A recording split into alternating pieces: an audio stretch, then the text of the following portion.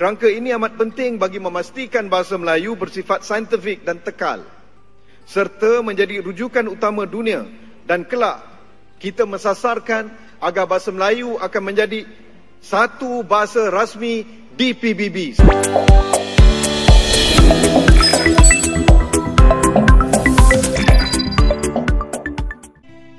Assalamualaikum warahmatullahi wabarakatuh. Halo teman-teman, jumpa lagi di Aryan M Channel. Oke, buat teman-teman yang klik video ini, saya harapkan mudah-mudahan teman-teman masih dalam kondisi sehat walafiat. Dan jangan lupa dukung channel ini dengan cara like, juga subscribe. Baik, di kesempatan kali ini saya mau react sebuah video dengan judul Ditampar Keras oleh Indonesia, Kini Melayu Malaysia Frustasi. Video saya ambil dari Trendpublica. Saya ambil karena di sini ada sesuatu yang menarik buat saya, dan sepertinya Malaysia tidak berhenti untuk berhayal. Bagaimana Malaysia ingin mengantarbangsahkan bahasa Melayu, menginternasionalkan bahasa Melayu di PBB.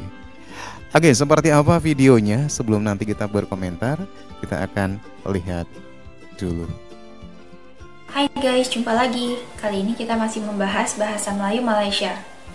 Selama ini Malaysia menganggap bahasa Indonesia sebagai bagian dari bahasa Melayu. Jadi mereka mengira penutur bahasa Melayu itu besar sekali. Pandangan ini tentu berbeda dengan pemikiran bangsa Indonesia. Kini setelah bahasa Indonesia resmi masuk UNESCO, tentu kaum Melayu Malaysia amat frustrasi. Bahasa Melayu mereka jadi kecil. Ada video menarik mengenai mimpi Malaysia selama ini tentang bahasa Melayu. Yuk kita simak ya. Saudara dan saudari, bahasa Melayu tidak akan terancam dengan kemarahan era revolusi ini ataupun era revolusi industri, selagi mana penuturnya terus mendaulatkan dan berusaha melestari serta memperkayakannya agar ia terus relevan. Bahasa Melayu juga mampu untuk menjadi bahasa ilmu dan menjadi pemangkin terhadap kemajuan negara. Sifat dan ciri bahasa Melayu yang fleksibel, iaitu mudah untuk menerima perubahan, merupakan satu ciri bahasa Melayu yang relevan dengan peredaran zaman. Ditambah pula, nahu bahasa Melayu yang tidak sulit dan tidak begitu sukar menjadikan ia mudah dipelajari oleh ramai bangsa-bangsa yang bukan penutur bahasa Melayu.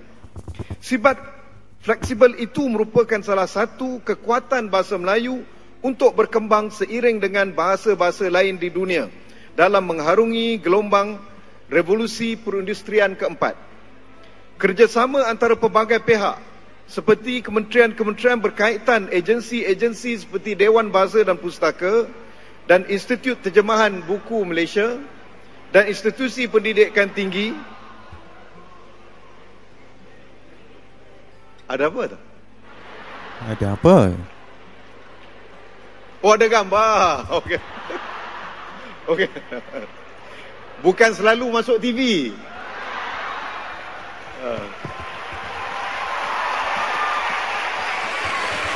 Jadi kalau gambar adik-adik sekalian keluar dekat kaca layar TV tu, angkat tangan supaya mak dengan ayah dan adik-beradik di rumah dapat angkat TV dekat layar TV juga. Agensi-agensi seperti DBP, ITBM dan institusi pengajian tinggi perlu diperkasa dan diperluaskan lagi bagi memastikan kelestarian bahasa Melayu ini. Dia bila sebut tentang mudah nak belajar bahasa Melayu ni, saya berada kat bumi Terengganu ni teringat kepada seorang saja, Mak Dang. Tapi Malang ni dia tak boleh nak mari. Sebab dia balik kampung. Kalau tidak dia nak mari juga ke Terengganu, ke Uniza. Itu menunjukkan bahawa bahasa Melayu mudah dipelajari. Tapi malangnya dia belajar bahasa Terengganu lah. Okay. Media cetak, elektronik dan sosial juga boleh berperanan sebagai ejen penyebar keunggulan bahasa Melayu. Apatah lagi berdepan dengan cabaran pada era teknologi komunikasi dan maklumat atau ICT ini, kita seharusnya mengambil inisiatif di ruang cyber terbuka ini untuk mengembang dan mempromosikan lagi bahasa Melayu sebagai bahasa utama yang dinamik serta terus relevan yang bergerak seiring dengan kemajuan ekonomi digital ini. Lantaran itu, saya menyarankan kepada semua pengamal dan pejuang bahasa Melayu untuk mengambil peluang dan mengisi ruang dalam dunia tanpa sepadan ini untuk mengantarabangsakan bahasa Melayu di samping memperteguhkannya sebagai wadah pembangunan peradaban bangsa. Mutakhir kini, kerangka standard bahasa Melayu KSBM telah dibangunkan oleh pakar-pakar bahasa negara, bakal menjadi pengikat kepada kesepakatan dan jati diri penutur bahasa Melayu dalam konteks budaya dan aspirasi bahasa. Kementerian Pendidikan Malaysia akan menjadi peneraju utama dalam memastikan penghasilan kerangka ini dibantu oleh pakar-pakar dan agensi berkaitan. Kerangka ini amat penting bagi memastikan bahasa Melayu bersifat saintifik dan tekal, serta menjadi rujukan utama dunia, dan kelak kita mensasarkan agar bahasa Melayu akan menjadi satu bahasa rasmi di PBB satu hari nanti. Amin, amin, amin. Dan ini tidak mustahil jikalau kita mempunyai tekad yang tinggi, azam yang berterusan, dan kerja tanpa jemu untuk mempromosikan bahasa Melayu di peringkat antarabangsa. Namun, ia perlu dimulakan di negara kita dahulu. Begitulah guys, mimpi Malaysia yang disampaikan dalam lomba pidato antar-bangsa bahasa Melayu. Lucunya, lomba pidato tersebut menampilkan penutur bahasa Indonesia dari Prancis. Dia memang berdarah Indonesia, keturunan Papua. Yuk kita lanjut lagi ya. Yang ikut orang Indonesia. Baiklah, kita buka gelanggang dengan pemidato pertama. Aduh. Kategorinya antarabangsa. Aurora Janet berasal dari Perpignan, Catalonia, Perancis. Menuntut di Universiti Halu Olio Kendari, Sulawesi Tenggara, Indonesia dalam jurusan Bahasa dan Hubungan Antarabangsa, dan Aurora memilih tajuk Kepentingan Bahasa. Aurora Janet. Beri kesempatan untuk kita sama-sama berkumpul pada malam yang cukup indah ini. Ribuan terima kasih saya ucapkan kepada tuan-tuan dan puan-puan yang telah hadir dan mengizinkan saya menyampaikan pidato saya dalam bahasa Melayu. Sebuah pidato yang bertemakan kepentingan bahasa. Bahasa melambangkan bangsa. Bangsa yang hebat dan bermartabat adalah bangsa atau pemimpin yang menghargai bahasa dan budayanya sendiri. Tuan-tuan dan puan-puan yang saya kasihi sekalian, izinkan saya memperkenalkan diri.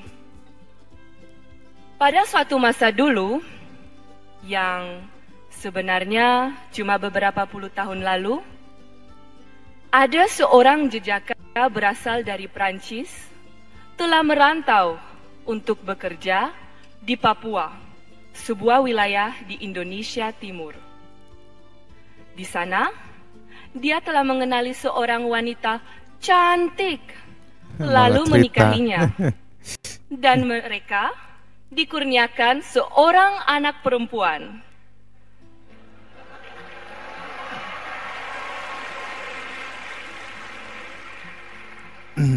Kemudian, anak perempuan tersebut mengikuti kedua ibu bapanya pulang ke Prancis pada usia 11 tahun. Setelah dewasa, anak perempuan tersebut telah melanjutkan pengajian sarjana dalam bidang bahasa, budaya, dan hubungan antara bangsa. Tentu saja tuan dan puan sudah dapat mengagak, bukan? Sayalah gadis tersebut.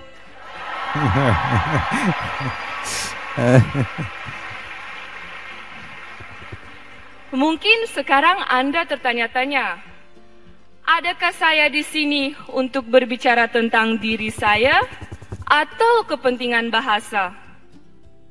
Sebenarnya, saya ingin menekankan kepentingan bahasa melalui satu pengalaman hidup saya, terutama betapa pentingnya bahasa dan budaya Melayu di dunia ini.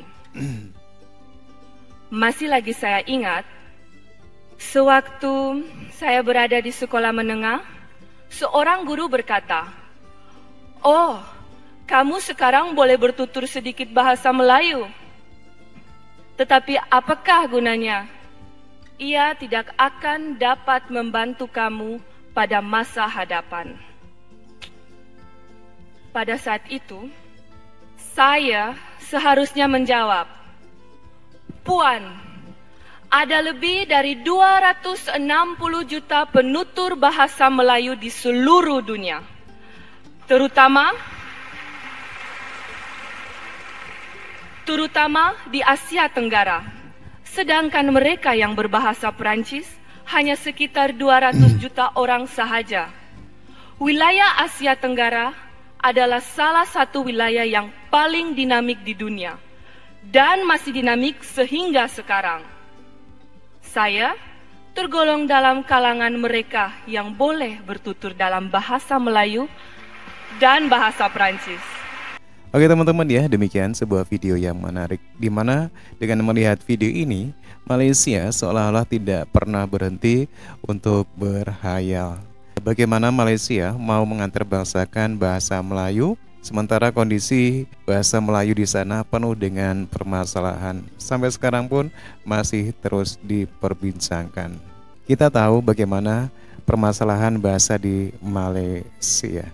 Dan apa yang dilakukan Malaysia ini hanya sekedar wacana saja, walaupun sering dilakukan dengan cara simposium dan lain-lain. Kalaupun Malaysia mau memartabatkan mengantarbangsahkan bahasa Melayu ke PBB, kalau tanpa Indonesia saya rasa tidak bisa.